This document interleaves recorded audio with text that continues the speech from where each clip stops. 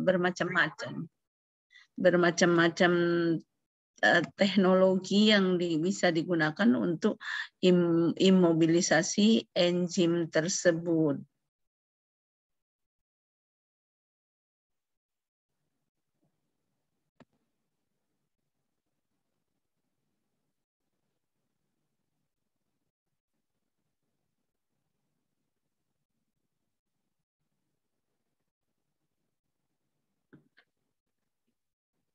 Jadi teknik imobilisasi enzim itu secara fisik dia ditempatkan di dalam suatu sel atau daerah atau ruang tertentu sehingga dapat menahan aktivitas katalitiknya serta dapat digunakan secara berulang-ulang. Jadi keuntungannya kalau dia ditempatkan dalam satu ruang tertentu, diimobilisasi, dia dapat berulang-ulang kita gunakan, kemudian mudah dipisahkan dari produknya ya. Kemudian prosesnya lebih cepat, nah. Penghentian prosesnya lebih cepat, misalnya diambil dengan filtrasi ya. Kemudian kestabilannya lebih baik dengan adanya ikatan pada imobilisasi tersebut. Hasilnya tidak terkontaminasi enzim. Jadi hasil daripada reaksi tidak dikontaminasi karena dia dijerat dalam satu ruang tertentu.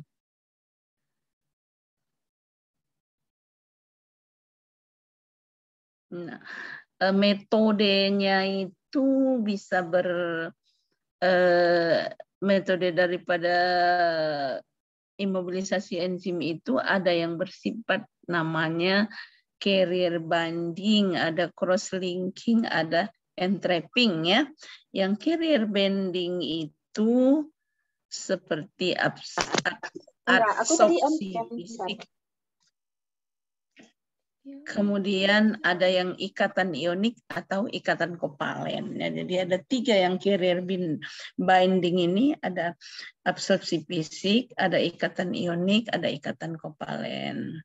Yang kemudian yang entrapping itu ada yang berjenis kisi, ada juga yang jenis mikrokapsul, jerapan enzim tersebut.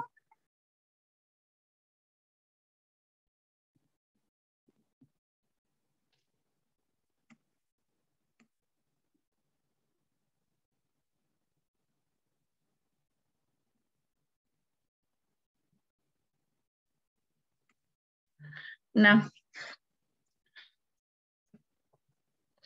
jadi yang metode carrier binding itu misalnya bisa enzimnya itu dikurung dalam bentuk matrik. Rangkanya itu bentuk matrik yang dilarutkan dalam air. Nah, sehingga luas permukaan atau diameter pori itu menentukan muatan enzim yang akan melekat atau yang akan melekat pada permukaan si carrier-nya tersebut. Kelebihannya aktivitas enzim itu tetap tinggi, dapat diregenerasi ya, dapat diambil kembali dari tempat pelengketannya. Kelemahannya kekuatan ikatannya lemah. Ya.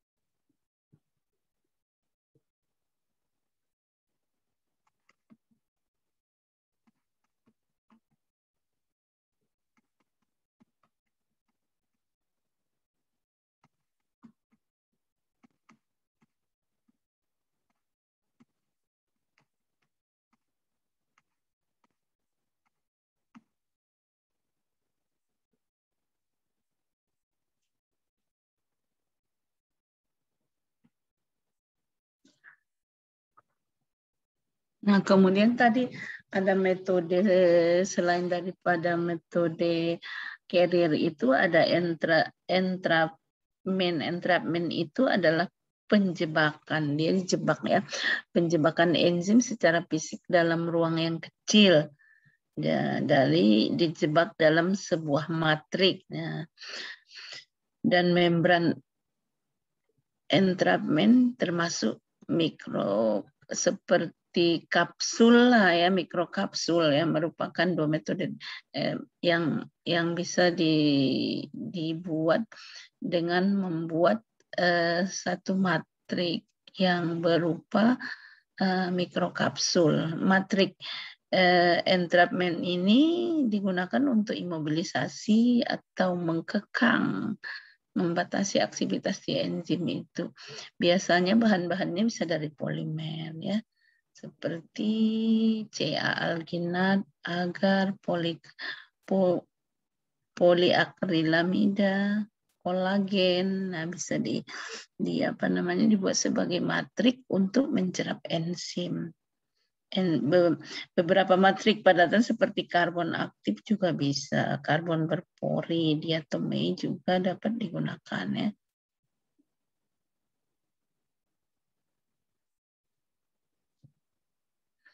Nah, cara membuatnya larutan enzim itu dicampur dengan larutan polimer yang digunakan sebagai penjebak itu ya, penjebak.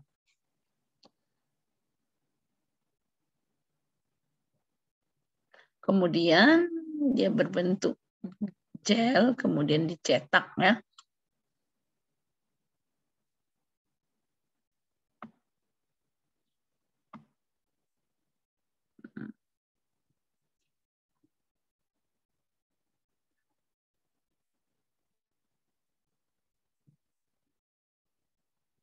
Nah, kemudian membran ini bisa juga terbuat dari selulosa ya, polisulfonat, nilon, poliakrilate. Nah, dijebaknya enzim itu di dalam suatu matrik. Kalau misalnya enzim itu setelah mengkatalitik, dia tetap ada di dalam jebakan matrik ini. Nah, sehingga dia terpisah dari produk yang dihasilkan, sehingga bisa tidak terkontaminasi dia produk yang dihasilkan dengan enzim, sehingga gampang untuk memisahkan daripada produknya.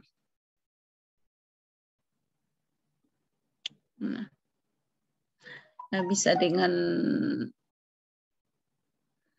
ion Ca ya, polimerisasi dengan ion Ca, bisa juga dengan destabilisasi oleh fosfat ya, larutan eta ya. Nah, kemudian lama sekali umur penggunaannya ya, bisa digunakan lebih daripada 65 tahun. Nah, jadi biasanya umur daripada penggunaan enzim itu lebih lama kalau dia dibuat terimmobilisasi.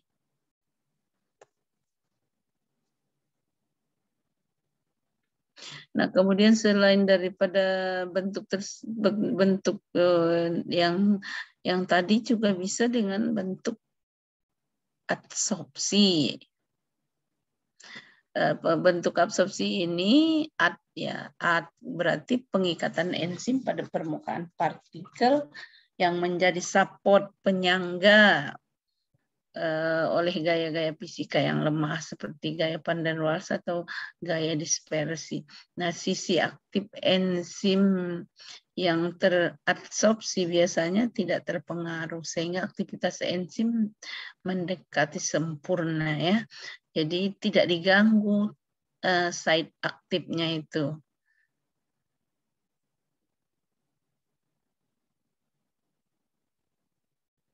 Nah, kemudian kelemahannya adalah kehadiran gaya-gaya hidrodinamik yang kuat. Sementara gaya ikatannya tadi lemah ya. Van der Waals itu gaya lemah. Nah, absorpsi enzim dapat distabilisasi dengan cara cross-linking. Nah, cross-linking dia kalau cross-linking kita lihat tadi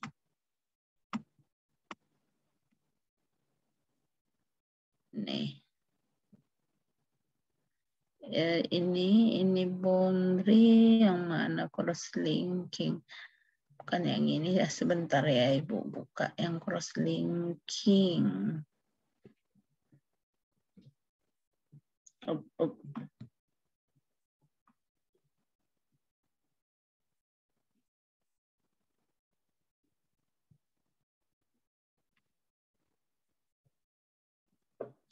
Ini bisa lihat. Bisa lihat yang ini. Bisa. Ya. Metode imobilisasi enzim judulnya bisa lihat. Nah.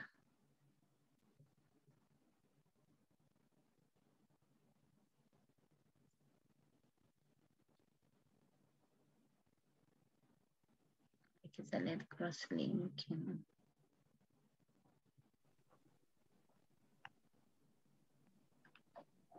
Nah. Jadi yang cross-linking itu ikatan silang terjadi, ikatan kimia, tetapi tidak digunakan carrier dan tidak larut dalam air ya. Pembentukan ikatan melintang antara molekul enzim dengan bereaksi kemudian bifungsional atau multifungsional. Bereaksinya seperti glutaraldehid ya paling banyak digunakan. Diazobensidain atau turunannya, etil kloroformat dan sebagainya. Jadi seperti ini dia yang cross linking tadi itu. Oke.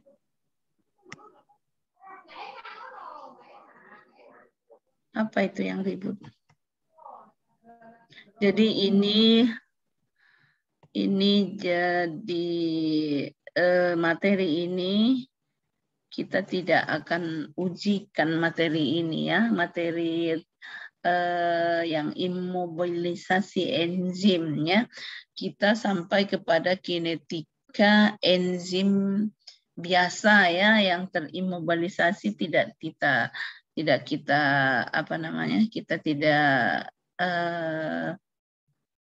masuk di dalam CP kita.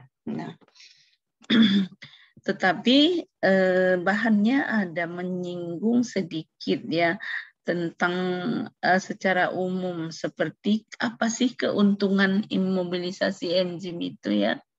Nah, seperti Bu sebut tadi dapat digunakan berulang-ulang ya.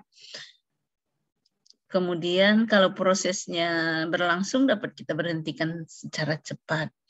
Nah, kemudian kestabilannya lebih baik karena ada ikatan imobilisasi. Nah, kemudian hasilnya tidak terkontaminasi produk dengan enzimnya hingga mudah dipisahkan ya. Karena teknologi pemisahan enzim dari hasil produknya itu mahal ya. Karena dia bisa dipisahkan dengan membran perbedaan berat molekul jadi mahal sehingga enzim itu mahal.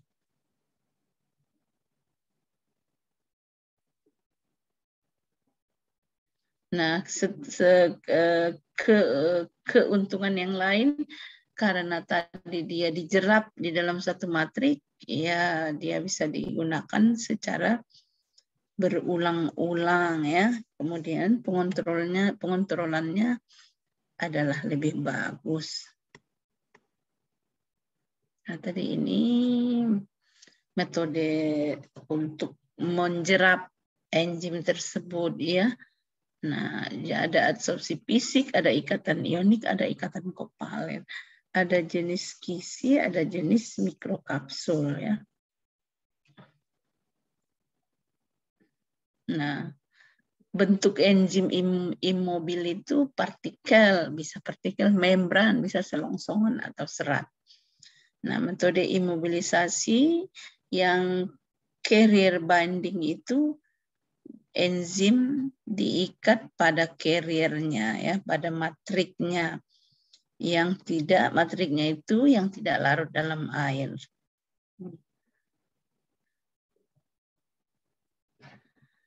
Nah, kemudian jenis adsorpsi fisik mudah dilakukan dan ekonomis enzim diabsorpsi pada permukaan carrier. Kelebihannya kondisinya lunak, dapat diregenerasi. Kelemahannya karena kekuatannya lemah tadi, kekuatan ikatannya lemah, sehingga gampang rusak. Nah, contoh carrier apa saja yang bisa digunakan untuk carrier enzim itu bisa karbon aktif, bisa kaca yang poros, ada tanah liat, ada kaolin, alumina, silika gel, bentonit dan sebagainya ini ya. Untuk Izin Bu.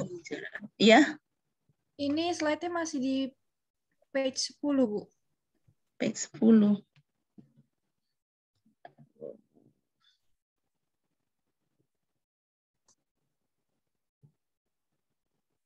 Nggak bisa bergerak ya? Iya Bu, masih nomor 2 membran entrapment.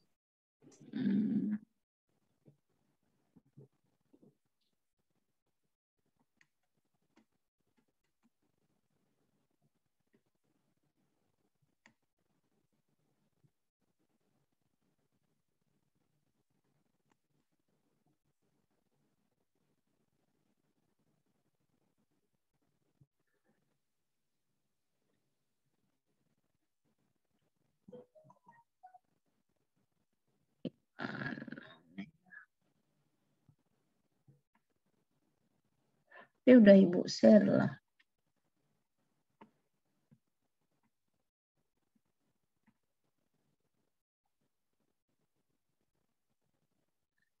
Slide nomor 10.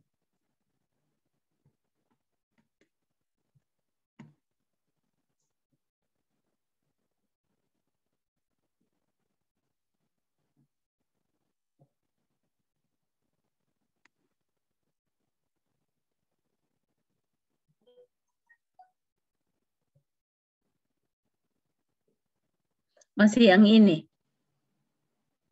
Iya. Halo? Iya Bu. Sekarang Ini udah gerak Bu. gerak.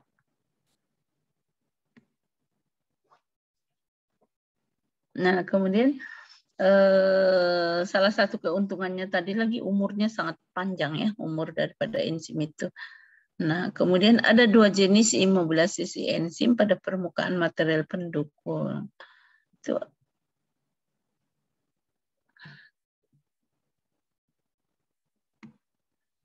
yaitu adsorpsi dan ikatan kovalen. Nah, adsorpsi itu pengikatan enzim pada permukaan partikel support dengan gaya-gaya fisika yang sangat lemah. Nah, kemudian sifat aktif enzim yang teradsorpsi biasanya tidak terpengaruh sehingga aktivitas enzim mendekati sempurna. Nah, karena gaya-gaya hidrodinamika adanya gaya-gaya karena ada desorpsi enzim itu kalau udah jenuh masih ada lagi substrat yang mau akan dikatalisnya bisa terjadi desorpsi, lepas kembali enzim itu. Nah, karena ada gaya-gaya hidrodinamik yang kuat. Sementara gaya-gaya ikatan antara enzim tadi dengan substrat itu lemah. Jadi merupakan suatu kelemahan ya. Nah, kemudian absorpsi enzim dapat distabilisasi dengan cara cross-linking. Cross-linking tadi itu yang Ibu tunjukkan ya. Dengan glutaraldehyde ya. perlakuan glutaraldehid ini dapat mendenaturasi sejumlah protein. Jadi rusak susunan struktur daripada enzim tersebut. Nah, materi apa saja yang bisa digunakan untuk apa saja yang bisa digunakan untuk sebagai support ya untuk absorpsi enzim tersebut, seperti bahan-bahan anorganik seperti yang Ibu sebut tadi, alumina, ada silika, ada gelas berpoli, ada keramik, di tanah diatomea, lempung, bentonit, ya, dan lain-lain yang bersifat berbentuk polimer. Seperti selulosa, starch, karbon aktif, dan resin ion dan resin penukar ion ya.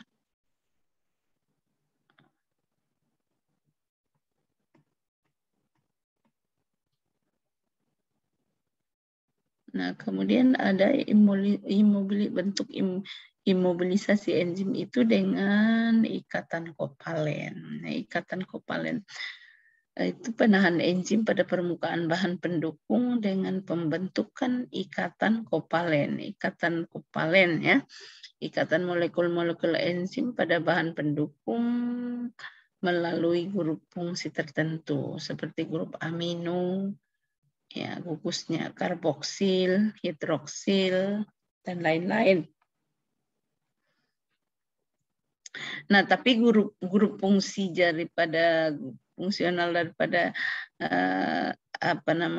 daripada ikatan molekul-molekul yang ada pada enzim tersebut yang merupakan pendukung itu tidak boleh dia berada pada site aktif enzim, ya, tidak boleh ditempatinya atau melekat gugus fungsinya di site aktif enzim atau di sisi aktif enzimnya, di tempat aktif enzim site aktif enzim itu pada pelajaran sebelumnya kita tunjukkan ya permukaan di mana bisa menempel substrat.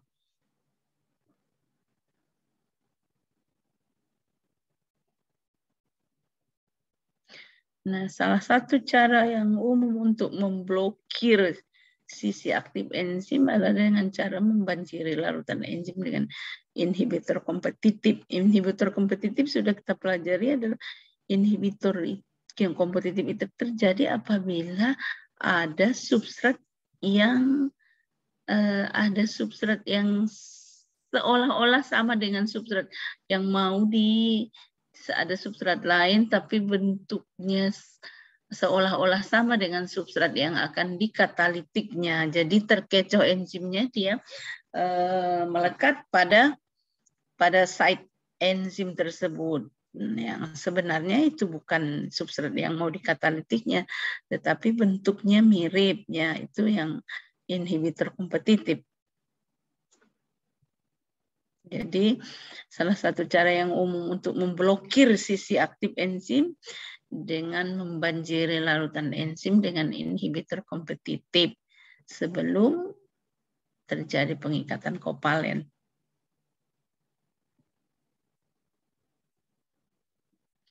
Nah, grup fungsi yang ada pada enzim tersebut sebagai pendukung itu dapat diaktifasi dengan reagen kimia ya.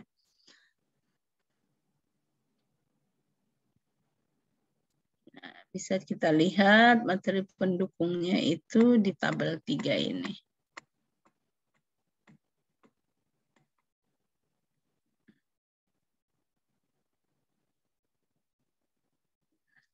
Ada yang menggunakan bromida, cyanogen bromida, ada menggunakan derivatif turunan dari triazin ya, ada dengan diazotization ya.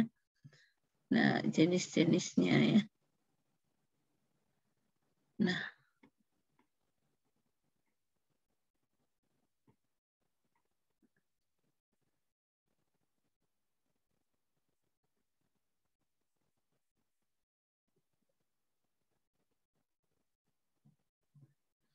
berdasarkan apa namanya? Berdasarkan penelitian-penelitian telah digunakan, efek dari metode imobilisasi enzim kita dapat lihat ya terhadap aktivitas enzim di sini. Dalam hal ini aminosilase ya. Nah, kita lihat ya. Setelah observasi ada 526 enzim yang terimobilisasi ada 52,6 ya.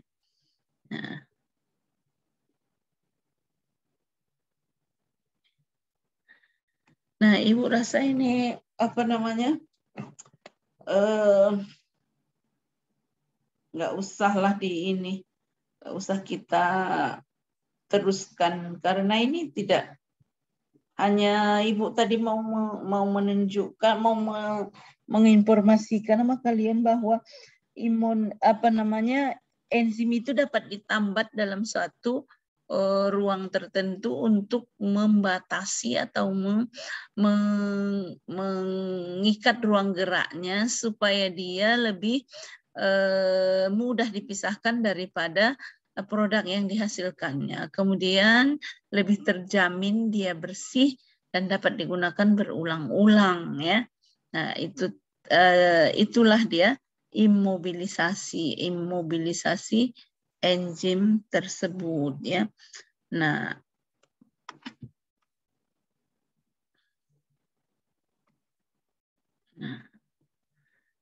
jadi melokalisasi enzim atau menambat enzim untuk tujuan enzim dapat digunakan berulang-ulang. Nah, jadi kita review lah kuliah, lebih bagus kita review kuliah yang lalu untuk sebagai bahan kisi-kisi kalian untuk pengukuran CP ya. Nah, pengukuran CP itu sama dengan di kelas paralel kalian kelas apa? Kelas B dengan kelas C ya. Kelas B dengan kelas D ya. Ya, Bu. Ingat kembali, coba ingatkan kembali apa sih CP yang akan diukur di dalam di dalam teknologi bioproses CP1 dan CP2 ya. Nah, lihat kembali CP1 dan CP2.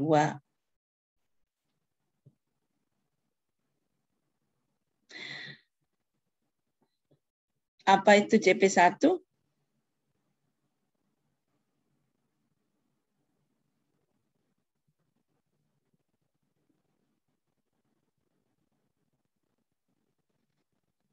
Ini udah mau ujian. Apa CP1 kita? Anda harus mampu apa?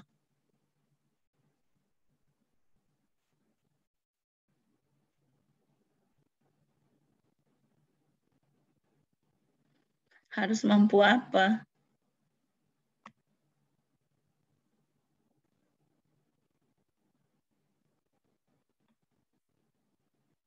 Halo, CP1-nya apa? Harus mampu apa? Memahami kinetika pertumbuhan mikroba, Bu. Iya, memahami kinetika pertumbuhan mikroba. Nah, bisa menggambarkan kurva pertumbuhan mikroba, kemudian kinetika pertumbuhannya seperti apa? Sudah ada ya kinetika pertumbuhannya, bisa diukur daripada substrat yang dikonsumsi terhadap waktu atau produk yang dihasilkan terhadap waktu ya kan. Nah, kemudian ada mu maksimum. Nah, itu kinetika pertumbuhannya. Bagaimana cara mendapatkan harga-harga daripada kinetika pertumbuhan mikroorganisme itu harus Anda pahami. Bagaimana kalau si linear book, kalau si Eddie Hosti, bagaimana? Kemudian mampu memahami, kemudian apalagi CP2? Memahami kinetika reaksi enzim, Bu. Ya, kinetika reaksi enzim. Nah, jadi kinetika reaksi enzim sudah kita bahas pada pertemuan sebelum-sebelumnya ini ya. Sebelum ke kinetika reaksi enzim, Anda paham dulu enzim itu apa ya kan? Apa sih enzim itu? Apa fungsi enzim? Bagaimana enzim bekerja? Apa faktor-faktor yang mempengaruhi enzim? Kinerja enzim itu ditentukan oleh apa? Bagaimana kinetikanya, kinetika reaksinya? Reaksi enzimatik itu biasanya dituliskan seperti apa ya? Substrat tambah enzim terjadi kompleks enzim tambah kompleks enzim yang tidak stabil bisa kembali terurai menjadi substrat dan enzim sebagian menjadi produk dan enzim yang terpisah. Nah kemudian kinetika daripada pembentukan produk itu sangat ditentukan oleh intermediate. Intermediate-nya apa? Gabungan antara ataupun kombinasi atau kompleks antara enzim dengan substrat ya. Jadi kan tadi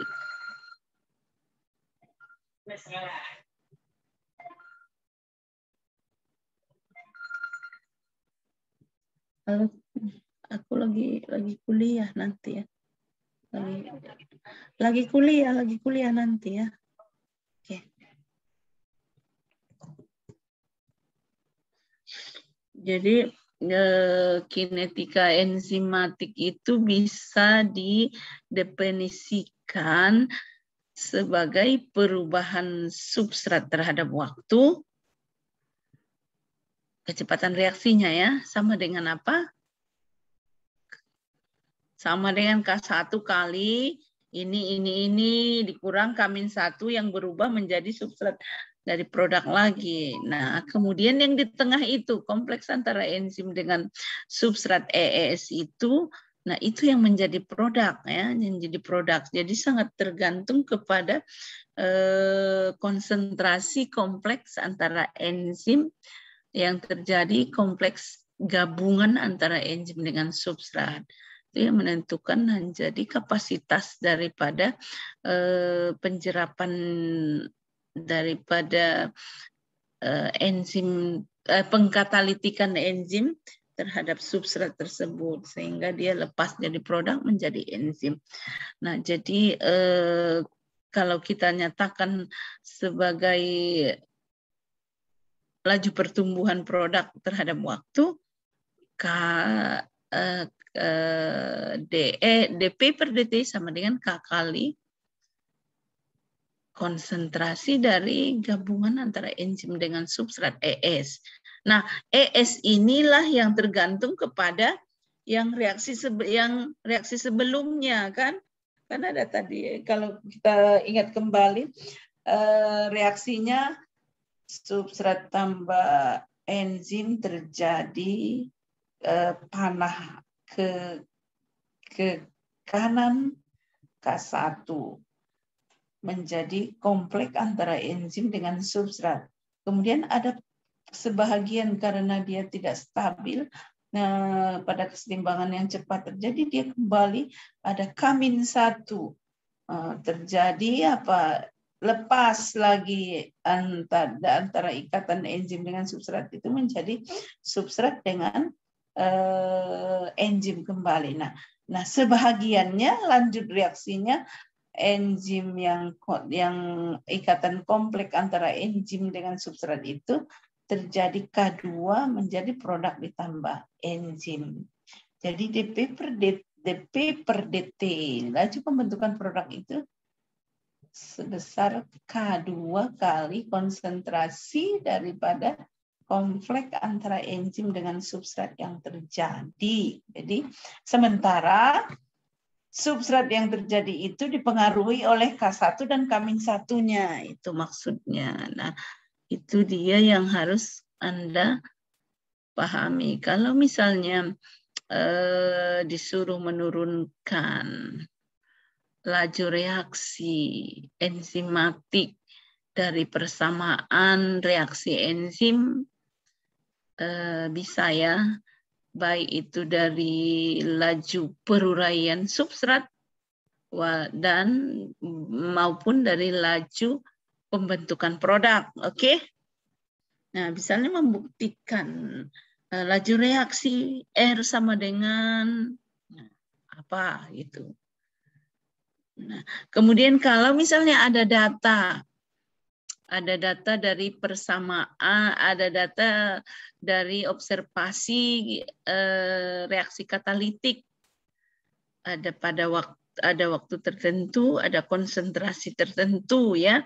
Pada waktu T0 konsentrasi dari substratnya misalnya 500. Nah, pada saat T-nya 10, konsentrasi substratnya menjadi 450 sampai misalnya pada T100 konsentrasi substratnya tinggal misalnya ya 10. Jadi karena substrat itu cenderung menurun terhadap waktu. Nah, harus bisa mendapatkan bagaimana caranya menentukan harga konstantanya ya, konstanta peruraian daripada substrat menjadi produk ya. Dengan membentuk persamaan yang linier kan. Nah, kalau persamaan linier, kalau data ada dibentuk persamaan linier, kemudian diplotkan linearisasinya sehingga I sama dengan secara umum I sama dengan AX tambah B ya. Nah, jadi dapat intercept, kemudian dapat tangen atau slope-nya sebagai harga daripada K. Oke. Nah, itulah yang akan diuji kemampuan daripada Anda apakah sudah mampu memahami kinerja reaksi enzimatik. Nah, itu yang kedua. Yang pertama tadi, apakah Anda sudah mampu memahami kinetika pertumbuhan mikroba. Kinetika pertumbuhan mikroba itu bisa dilihat dari apa? Dari stokiometri pertumbuhan juga ya kan? Kinetika pertumbuhannya bisa dilihat dari stokiometri pertumbuhan ya. Bahwa substrat itu ada yang digunakan di oksidasinya untuk jadi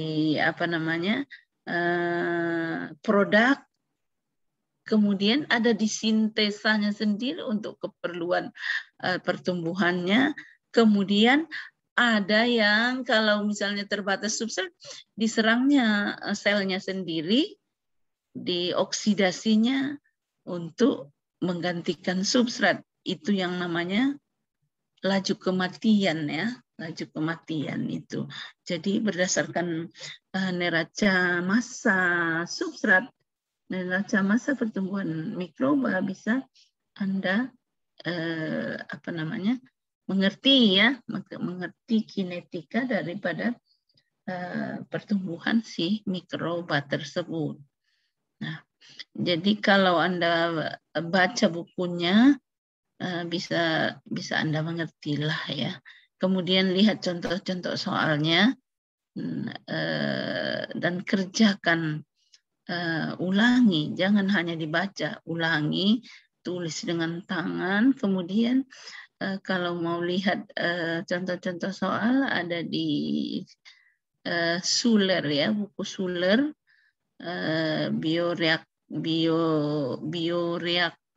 bioreaktor engineering ya, apa namanya, lupa ibu bukunya, yang ada itu di pustaka pusat ada, tapi di internet pun ada ya, internet pun ada itu.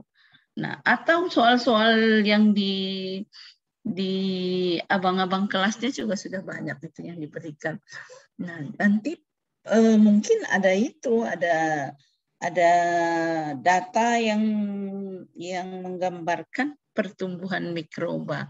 Anda disuruh menentukan konstanta Michaelis Menten-nya misalnya, menentukan mu-nya ya, konstanta kinetikanya ya. Nah, itu nanti yang akan diuji apakah sudah mengerti Anda tentang kinetika pertumbuhan mikroba. Kemudian kinetika enzim pun kayak gitu juga ya. Kinetika enzim yang diukur ya aktivitas enzimnya ya untuk mengkatalisis reaksi. Kinerja reaksi enzimatik itu seperti apa? Nah, itu. Nah, kemudian nilai itu nilai daripada seperti biasa ada nilai kuis atau nilai tugas ya untuk menambah kalau nilai capaian pembelajaran yang diuji secara tertulis itu jelek, bisa ditambah ada nilai presentasi dari tugas. Nah, nilai presentasi tugas itu akan diambil, nggak usah kita kuis lah ya, nggak usah kuis karena kuis itu nanti jelek juga nggak bisa membantu. Jadi Ibu putuskan untuk buat tugas ya. Tugasnya apa? Tugasnya adalah membuat review 3 lembar tentang imobilisasi enzim ya. 3 lembar tentang imobilisasi enzim. Nah, metode pengumpulan tugasnya nanti tugasnya ini hari Kamis, hari besok ya. Besok pukul 4 terakhir dikirim ke masing-masing ketua komting yang mengarrange ya, yang PIC-nya lah ya, yang mengumpulkan tugas tersebut, membuat link pengiriman tugas tersebut nanti setelah terkumpul paling lama jam 4 baru berikan ke Ibu linknya ya. Halo, masih ada nggak si Richard sama siapa? Sama siapa satu lagi ketuanya, yang ketua kelas A dan kelas B, komting ada? Ada. Jadi Ibu malas buat kuis karena kuis pun nanti belum tentu hasilnya bisa menambah nilai Anda. Jadi tolonglah Anda buat review tentang imobilisasi enzim, tetapi review dengan ala Anda sendiri. Jangan review, hey, kawan, tolong aku kirimkan. Itu enggak. Karena Ibu memeriksanya, Ibu lihat mana yang sama dengan tidak sama ya. Nah, jadi harus kerjaan Anda sendiri. Nah, supaya Anda mengerti tentang apa sih, mengerti sedikitlah tentang imobilisasi enzim itu. Apa sih imobilisasi enzim itu? Nah, kemudian ada jenis-jenis imobilisasi enzim. Kemudian apa sih manfaatnya? Apa kerugiannya? Nah, kemudian penyangganya itu dari apa saja sih bisa dibuat gitu. Nggak sampai ke kinetikanya ya, kinetika imobilisasi enzim ruwet tuh, nggak sampai ke situ. Oke. Izin bertanya Bu, Ya. untuk reviewnya itu tulis tangan atau diketik ya Bu? Tulis tangan aja lah ya. Tulis tangan 3 lembar kok ya, tapi usahakanlah tulis tangannya bagus ya. Ya Baik, Bu. supaya yang memeriksa bisa jelas ya. Kalau yang memeriksa susah membaca, udahlah. Nah, itu manusiawi itu ya. Nah, jadi agak pelan Anda tulis, Anda kontrol lah tulisan Anda, tulis tangan, terus dibuat dalam PDF ya. Oke, Bu. Kemudian upload, kirim ke siapa? Kalau kelas C siapa nama komtingnya? Juan, Bu. Juan. Kalau kelas A si Richard ya. Nah, kalau kelas A si Richard, nanti Richard kasih link ke Ibu hari Jumat sore ya. Nah,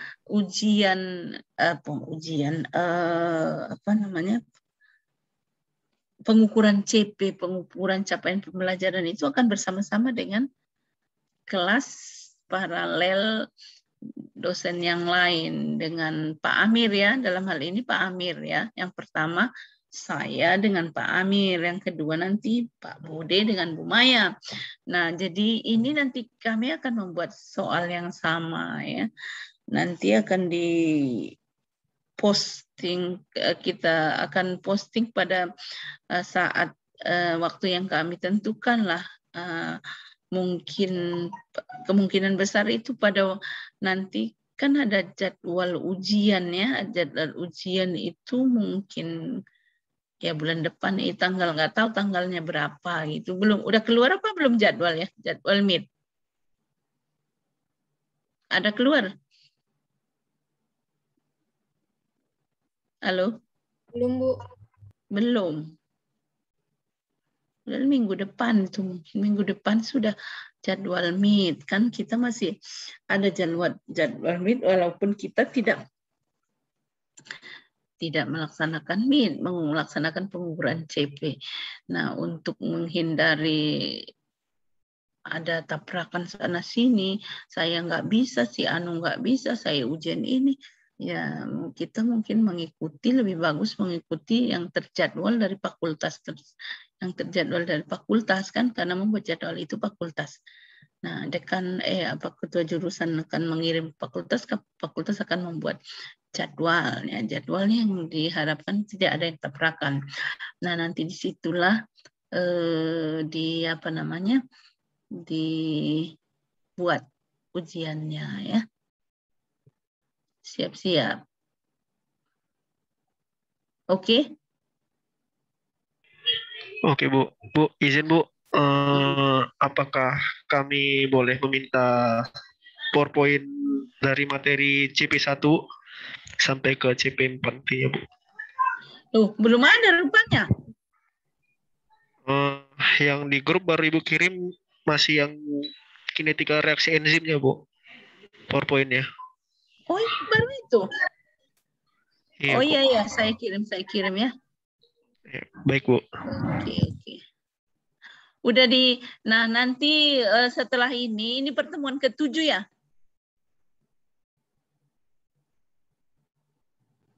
Halo, mana komting? Richard?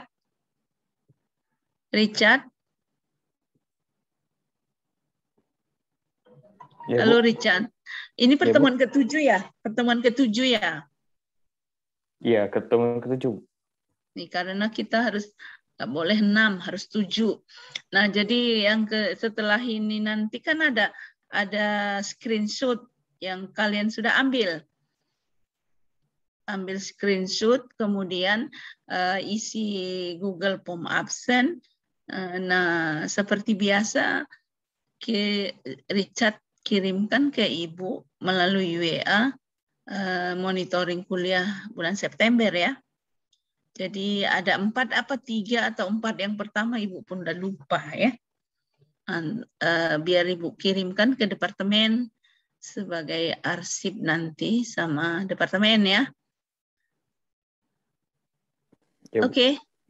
Ya tolong segera tapi itu ya. Karena besok udah tanggal 1 ya. Ya Bu, tanggal 1. Nah, jadi sebulan ini ada pertemuan berapa kali kita.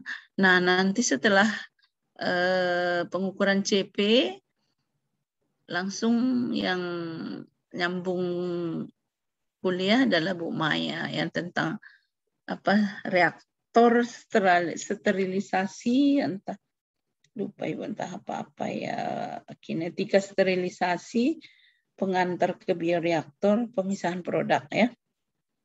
Nah, kemudian praktikum bagaimana? Kalian udah mulai? Udah selesai?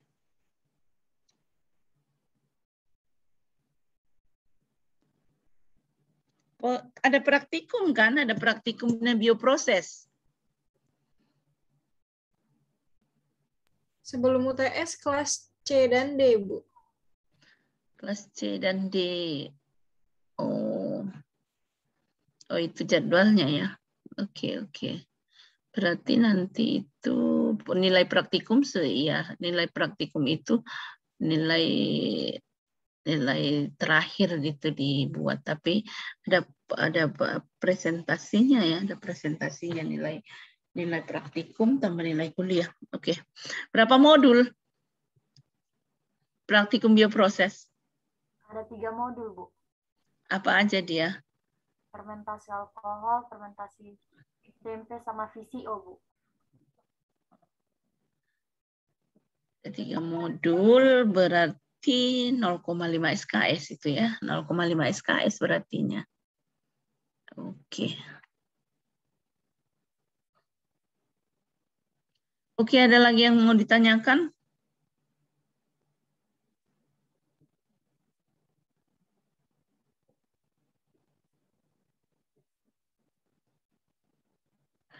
Jadi baru kinetika enzimatik yang Ibu kirim itu bahan. Iya, Bu. Kalau kelas lain enggak kan? Kelas lain pun begitu juga. Ini kelas apa yang begitu tadi? Yang baru 1 bahan. Kelas A, Bu. Kelas A baru 1 bahan. Iya, Bu. Kok bisa begitu? Wah, kenapa nggak kalian ingatkan itu? Kapan untung kalian ingatkan sekarang, kalau nggak cuman belajarnya itu ya.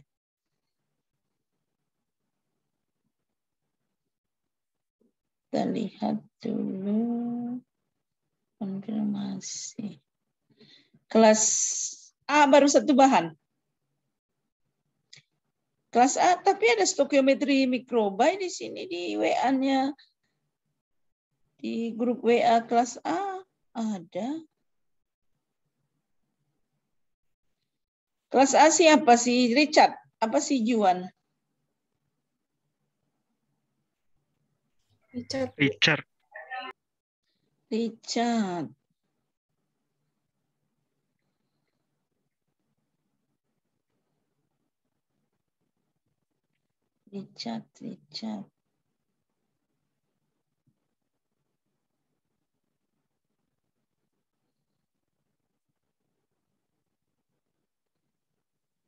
Kinetika reaksi.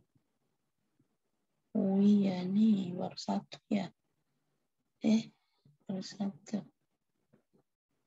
Iya, baru 1.